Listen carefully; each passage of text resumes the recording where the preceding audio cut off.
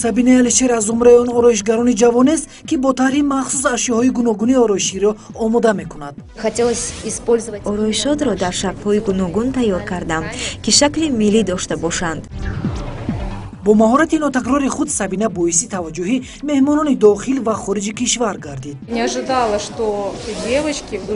боварӣ надоштам ки тарроҳону ороишгарони ҷавони тоҷик дар шаҳри Душанбе бо ин қадар завқи баланди зебоипарастӣ маҳсулоти гуногуни ороишӣ ва либосҳоро омода мекунанд. бонуе ки ҳунари миллии халқиро бо пешниҳоди муосир муаллиф мекунад. Различные украшения с национальным дизайном. гарданбанд, гӯшвор ва ангуштаринро мехоҳем бо намуди нақши миллӣ ва тарҳи замонавӣ пешкаши дӯстдорони олами ороишот намоем. Сабина мехоҳад қадамҳои худро ба ҷодаи муди замонавии ҷаҳонӣ гузорад.